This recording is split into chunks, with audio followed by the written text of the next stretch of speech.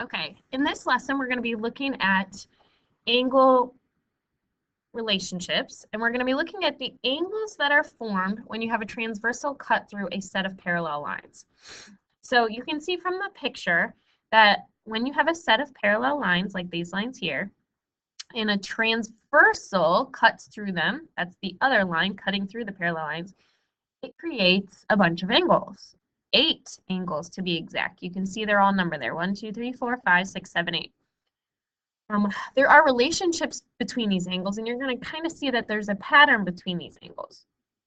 The first set that we're going to look at is called alternate interior angles. These angles are inside parallel lines, but on opposite sides of the transversal.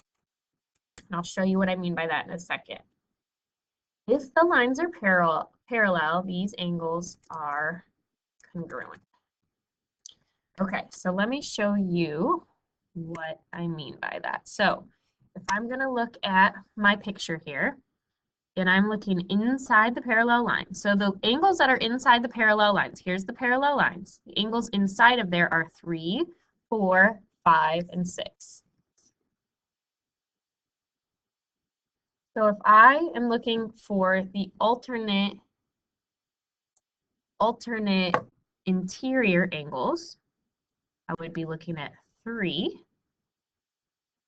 3 would be an alternate interior with another angle that's inside the parallel lines, but on the opposite side of this transversal. So that would be 6. So those are alternate interior. Now we know they're incongruent, so I can say the measure of angle 3 is equal to the measure of angle 6. That's supposed to be an angle symbol. Okay, so now let's look at another pair. See if we can find another pair. Okay, I'm inside the parallel lines. What other two are on opposite sides of the transversal? That would be 4 and 5. So I could say measure of angle 4 is equal to a measure of angle 5. You also could say, instead of saying measure, you could say angle 4 is congruent to angle 5. Let's look at same side interior angles. Same side interior angles. The same side interior angles, again, are inside. Interior means inside the parallel lines. On the same side of the transversal. Now, because they're on the same side, these are not congruent. They're not congruent, but they are something else. They are supplementary.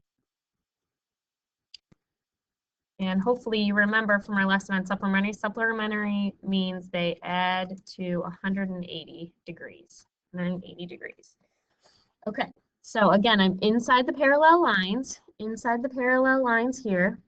So inside the parallel lines would be angle 3. Which one is on the same side of the transversal and also inside the parallel lines? That would be 5. Now remember, these are not equal, so I'm not going to put the same number of lines in each of these. They're not equal. 3 and 5 are not equal, they're supplementary. So what that means is measure of angle 3 plus measure of angle 5 is equal to 180 degrees. Okay, there's one more pair of them. Think about if you can figure out what is the other pair of them. Inside the parallel lines on the same side of the transversal. So if you guessed 4 and 6, you are right. So measure of angle 4 plus the measure of angle 6 equals 180 degrees. Same side interior angles. All right, moving on. Corresponding angles. Corresponding angles are in the same location at each intersection. And I'll show you what I mean by that in a second. They are congruent. So if I am looking at my picture here, here's where we call an intersection. Think about a road intersection. You got an intersection here and you got an intersection here. At this top intersection, angle 1 is in the top left corner. At the bottom intersection, which one is in the top left corner? 5. So those are the same. So I could say measure of angle 1 equal to the measure of angle 5. Okay, I got a few more of these in this pair. If I look in the top intersection in the top right corner, I have angle 2. What is in the top right corner at this intersection? That would be angle 6. They're corresponding. So I could say measure of angle 2 is equal to the measure of angle 6. All right, let's see if we can find the other pairs here. All right, top intersection, bottom left corner, angle 3. Different color there, so you won't confuse. Angle 3. Bottom intersection, bottom left corner, angle 7. So measure of angle 3 is equal to the measure of angle 7. Final pair here. We got measure of angle 4. Measure of angle 4 is going to be equal to the measure of angle 6. Those are corresponding angles. Okay. Last relationship here, that is alternate exterior. These exterior, if you think about exterior of your house, these are outside the parallel lines. Outside the parallel lines. And these are on opposite sides of the transversal. These are also congruent. Okay, so let's look at my picture here. I've got outside of the parallel lines. So the ones on the outside are 1, 2, 7, and 8. So outside the parallel lines on opposite sides of the transversal. So 1, okay, if I go down here, outside the parallel line on the opposite side of the transversal would be 8. And it makes sense, right? They're both acute. They look the same. So they are. Measure of angle 1 is equal to the measure of angle 8. All right, let's look at the other pair. Outside the parallel lines, I got 2, and that would be congruent to 7. Measure of angle 2 is congruent to the measure of angle 7. Okay. So a few things you might have heard me say there. I want to make sure you know what they mean. When you see the 2 lines, hopefully you know that means parallel. Parallel.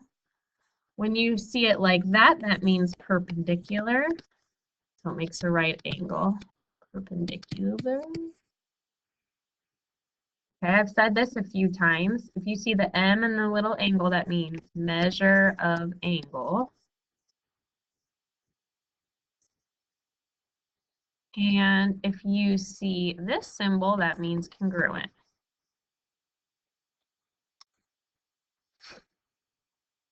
Okay, so let's look here at this picture here.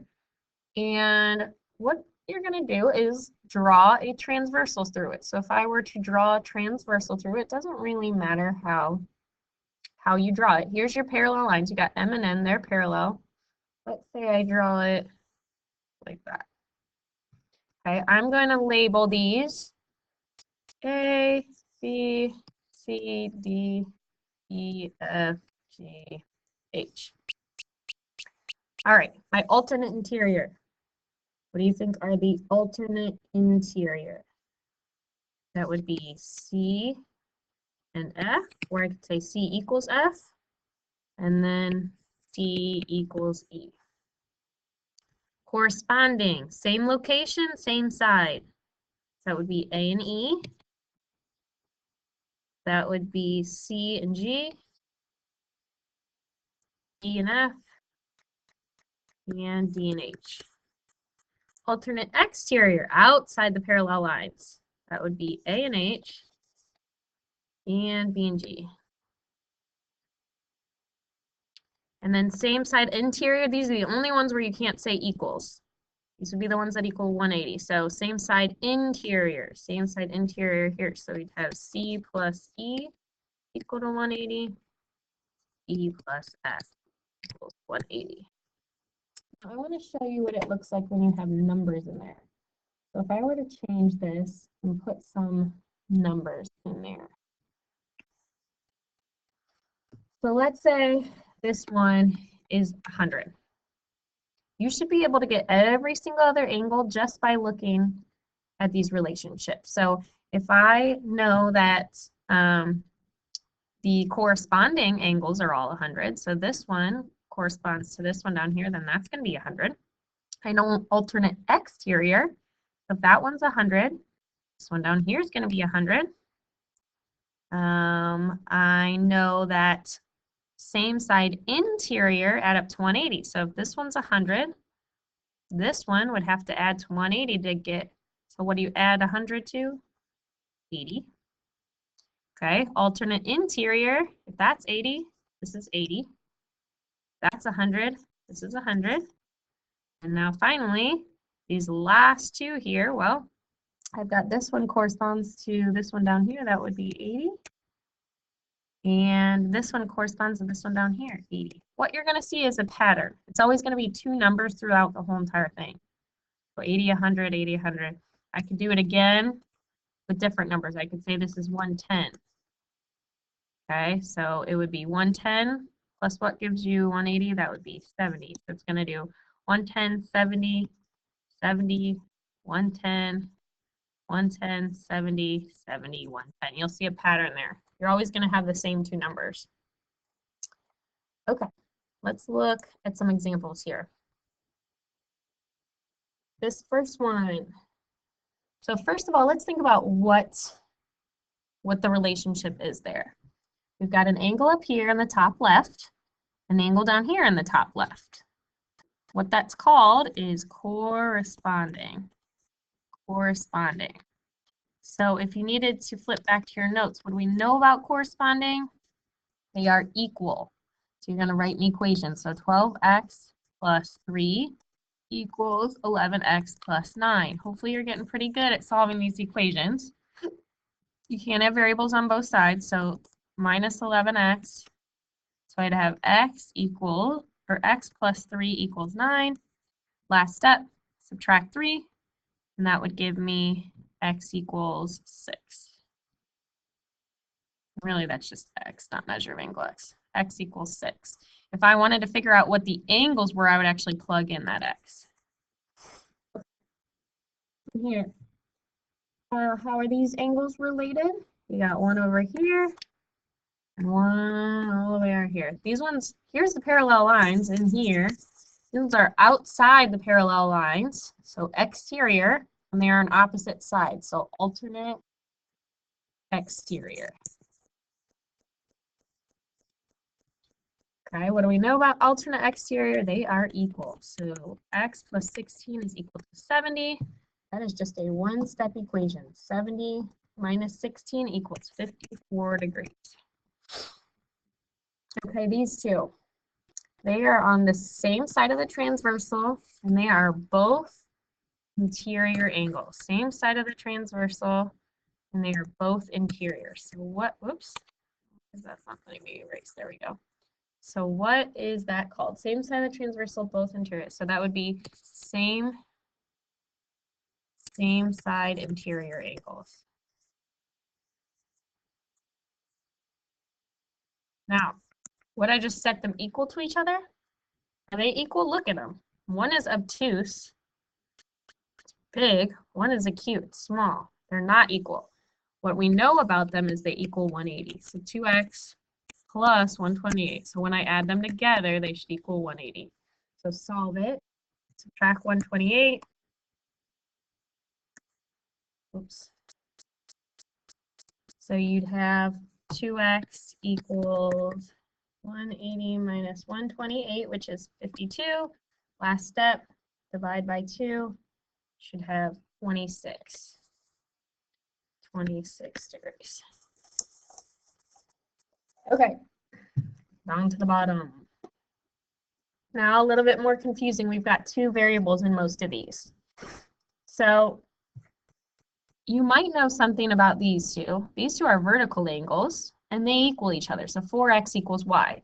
The problem with using that, if I have two variables, two different variables, one on each side, I can't solve anything from that. So I've got to use something else. So there's two things I could use. I could use corresponding angles, because those two are corresponding. Or I could use alternate interior angles. Those two are alternate interior. Either one would work. So let's say I want to use the, oh, gosh, erase. Well, I guess that's not going to erase. So let's say I wanted to use the alternate interior. That would actually be the easier one, because right away it tells you that y is equal to 112. So right away, we know y is equal to 112. So this is 112. So the other equation would be these two, which are also equal. So 4x equals to 112. One-step equation, solve it. You would get x equals 28. Okay, this one here is a little bit more difficult. I know these two, these are supplementary, and they would equal 180, but if I added them together and got 180, I couldn't do anything because I have two variables, two different variables in the equation. So let's see what else I can use. How is this one related to that one? Well, those are alternate exterior. Alternate exterior. And what we know about alternate exterior is that they are equal. So 1/2 y is equal to 110. I'm going to do 110 divided by a half, or 110 divided by 0.5, and I would get y is equal to 220. That should just say y like it does on your paper. Okay, so now if I know that y is 220, then I can use that to solve the other equation. So if I know that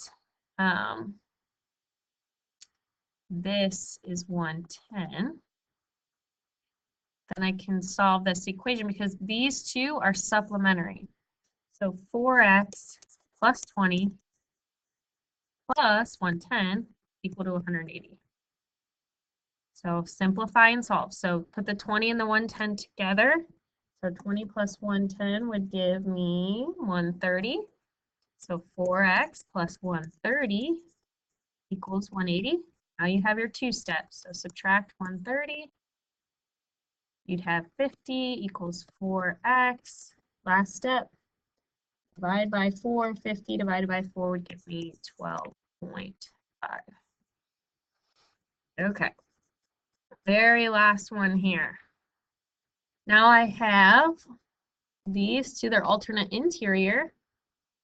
So those are equal, but that doesn't really help me because there's two different variables. So I could use this and this one. So what are those called? Same side of the transversal and both interior. That would be same side interior. Are those equal? Look at the shapes. One's obtuse, one's acute. Nope, not equal. So I know that they are equal to 180. So 65 plus 6x7 equals 180. So 65 plus 7, let's simplify that. This would be 6x plus 72 is 180. So 180 minus 72. I subtracted 72 from both sides. I'd have 6x equals 108, and then divide by 6, and I would get x equals 18. X equals 18 degrees.